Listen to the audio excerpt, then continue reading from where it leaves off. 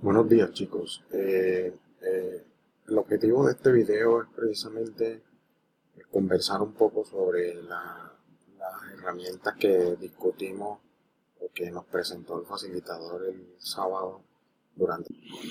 Entonces, como les venía contando, eh,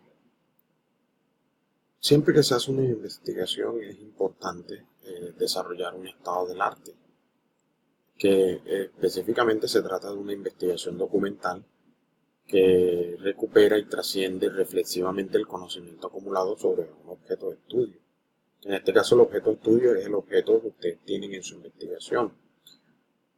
Busca precisamente aproximarse a unas perspectivas epistemológicas, supuestos implícitos, ideologías, metodologías, afirmaciones y propuestas que existen sobre ese tema.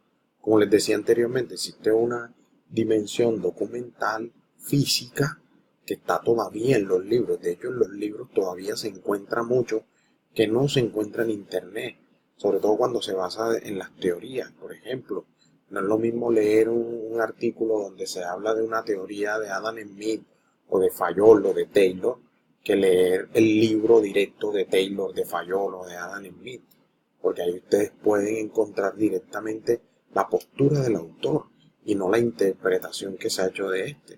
Entonces, en ese sentido, ustedes pueden hacer su propia interpretación de lo que el autor plantea. Entonces, por eso todavía los libros son importantes.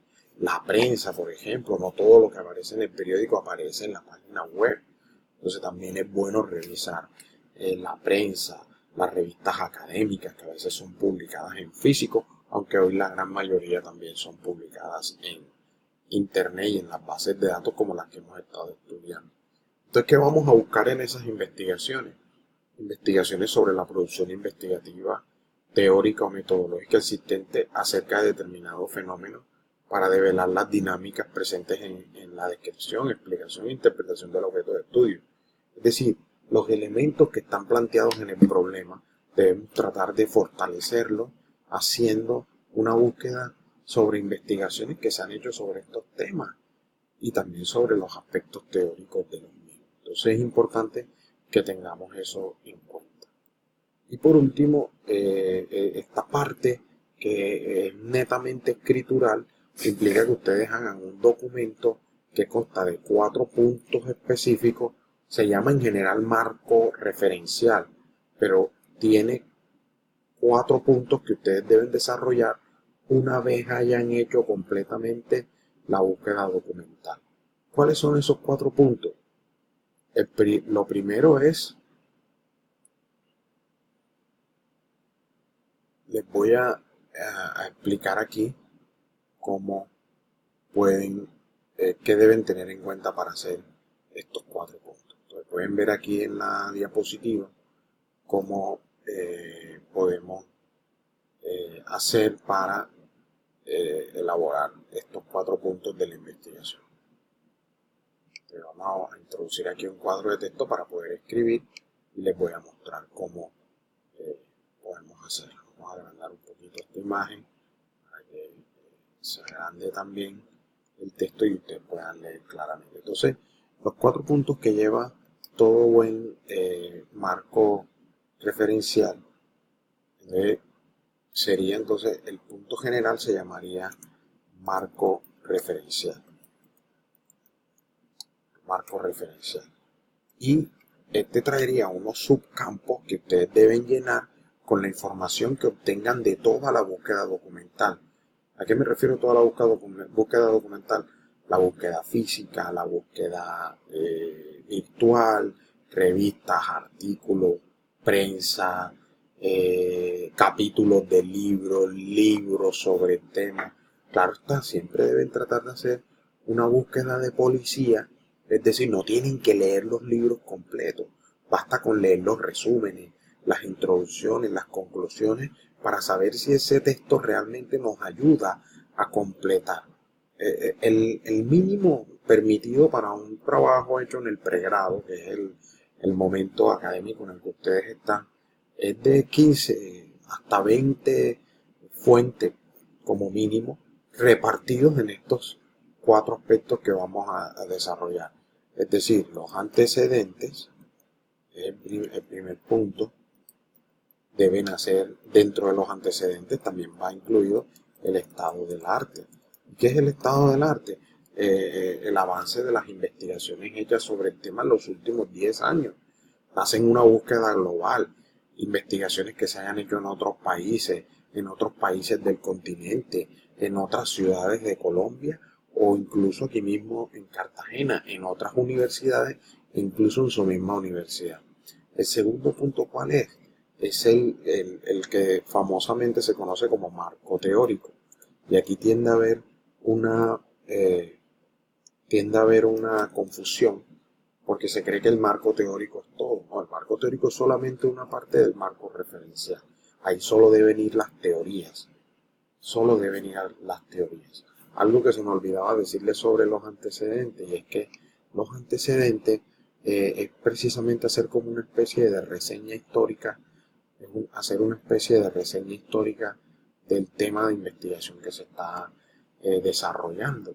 Y es buscar un poco el origen de ese problema, el origen de ese tema y la genealogía que implica ir más allá del origen del tema, antes de que el tema tuviera nombre. Por ejemplo, un tema como la administración, se pueden identificar momentos previos al concepto de la administración donde ya se estaban practicando aspectos relacionados con la administración. Entonces, lo mismo pueden hacer ustedes y escribir eso. Importante que todo lo que coloquen en esta parte de la investigación esté referenciado. Es decir, tengan el nombre del autor, el nombre del artículo o del libro donde está publicado, la editorial, la universidad, eh, la universidad, el año en que se publicó, el número de página, porque esto es lo que precisamente le da valor al trabajo que usted está usando. Demuestra que es un trabajo que puede servir para elaborar este marco teórico. Entonces, obviamente tener la referencia que posteriormente vamos a mirar cómo se organiza eso dentro del trabajo a través de las diferentes normas que existen. La norma APA y las normas ICONTEC. Ahora mismo se están utilizando mucho las normas APA por todo esto del boom del Internet, del fácil acceso a la información, de la sociedad de la información en la que vivimos. Entonces, el otro aspecto que deben llenar es el que se conoce como marco conceptual. Ya bien elaborada el marco teórico, entonces ahí sí pasamos a trabajar en el marco conceptual los conceptos más importantes que vamos a extraer de ese marco teórico. En esta parte sí técnicamente lo que se hace es como una especie de glosario de términos, pero no es un glosario sencillo al estilo del que vemos en la plataforma, sino un glosario con conceptos bien definidos por autoridades en el tema. ¿Ok? Autoridades, definidos por las mejores autoridades que ustedes puedan conseguir que permitan mostrar esto. Y por último, el marco legal, ¿cierto? Todos los temas de investigación deben estar regidos por un marco legal. Y la mejor forma de hacer esto es revisando desde la Constitución política hacia abajo leyes, decretos, resoluciones, ordenanzas que tengan un tipo de relación. Ahora bien, si el tema tiene un carácter internacional, nuestra Constitución también tiene un carácter internacional. Entonces, si yo debo buscar tratados internacionales en los que Colombia esté suscrito que estén relacionados también con el tema. Pero siempre el punto de partida es la Constitución. Un ejemplo, si yo estoy haciendo un trabajo sobre el turismo, entonces me serviría mucho el artículo 24. Todo colombiano tiene derecho a moverse libremente por el territorio. Entonces, yo partiría de ese artículo y de ahí en adelante buscaría cualquier tipo de sentencia, decreto, ley, norma jurídica que exista frente al tema que yo estoy investigando. Entonces, como les decía, son estos cuatro puntos lo que debemos tener en cuenta a la hora de elaborar el marco referencial. Lo de marco referencial es solo un título.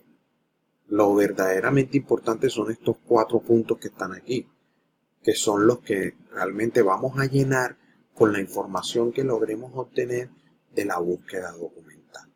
Entonces, por eso es importante hacer la búsqueda documental. Por eso es importante conocer las bases de datos. Porque una vez hagamos este ejercicio, nuestra investigación va a adquirir, enseguida un soporte, una defensa. Usted va a poder decirle al público que su trabajo está enmarcado dentro de la disciplina, la ciencia que usted estudia. Ya no va a quedar simplemente como una propuesta ajena, una cosa de observación de la realidad, sino que también le va a permitir a usted decir, es que mi trabajo contribuye a esta disciplina a la que yo estoy estudiando, contribuye a esta ciencia a la que yo pertenezco. Entonces, ¿qué implica esto? Confrontar los conocimientos propios, o sea, los conocimientos propios, ¿dónde están? En la propuesta. Y lo van a confrontar con el conocimiento que ya está acumulado en las fuentes documentales que han consultado con lo que ustedes tienen. Entonces, al confrontar eso, es donde realmente se va a generar una nueva ilustración sobre el tema que usted está estudiando, aplicado a un contexto problemático que usted propuso en el principio de su proyecto. Y por último, identificar y evidenciar las pautas que conectan y diferencian y relacionan lo epistemológico, lo teórico y lo metodológico. Posteriormente, lo que hagamos aquí nos va a servir para determinar cuál va a ser la metodología de estudio que vamos a usar. Lo importante aquí es que las decisiones metodológicas no son arbitrarias, obedecen a un conocimiento teórico y conceptual. Entonces, muchas veces los investigadores cometemos el error de irnos enseguida a aplicar métodos, a aplicar encuestas, a aplicar entrevistas, sin tener antes un conocimiento por lo menos mínimo del fenómeno que estamos estudiando. No solo conocimiento real, porque estamos observando el fenómeno, sino también conocimiento teórico, conceptual, que nos permita tener unos lentes que tomen distancia del fenómeno. Que no nos pase como ese joven que se vistió de gamín para saber cómo vivían los gamines y nunca más salió. Se quedó ahí metido, no pudo salir porque entró solo blindado con el disfraz de gamín, pero no tuvo en cuenta la importancia de seguir leyendo y de seguir investigando para poder tomar distancia de los fenómenos y siempre estar en una postura explicativa de lo que le estaba observando, una postura epistemológica. Hay dos puertas. Sí, uno puede entrar por cualquiera de las dos. Tú puedes entrar por la puerta práctica o puedes entrar por la puerta teórica. Pero en ambos casos debes pasar por la otra.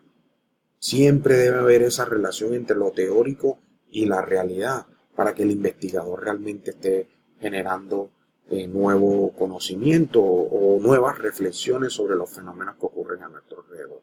Entonces es importante eso, identificar las pautas, relacionar lo epistemológico, lo teórico con lo metodológico. Y finalmente deben tener en cuenta estos aspectos. ¿Dónde deben buscar? Hay que usar las bases de datos especializadas, como lo vimos ese día. Hay que usar las compilaciones de fuentes también. Deben interpretar, comprender, categorizar, establecer conexiones, límites, umbrales y vacíos, una reflexión práctica de la acción crítica y la práctica social, como les venía diciendo anteriormente. Y importante esto, traten de escribir, esto se hace por escrito, esto no se hace hablando. Déjelo reposar un día, léalo usted mismo y revise a ver qué le hace falta. Y también tengan en cuenta que no se puede usar un lenguaje coloquial. No es una lista de artículos y resúmenes cortos, no vayan a hacer una colcha de retazo. Y traten de, en lo posible, a menos que sea necesario, pero en lo posible traten de no cortar y pegar. Traten de tomar el texto que están leyendo e interpretarlo en sus propias palabras. Pero aún así siempre deben citar, siempre deben reconocer a las personas que usen, deben reconocer la propiedad intelectual de estas personas, porque esto les va a permitir respetar, es una conducta ética que siempre deben tener en cuenta. Entonces, muchachos, este video solo dura 15 minuticos y los invito a que hagan este ejercicio. Cualquier duda, ya saben, para eso tenemos la plataforma virtual. Que espero que hagan un buen trabajo, que tengan mucho éxito en este proceso.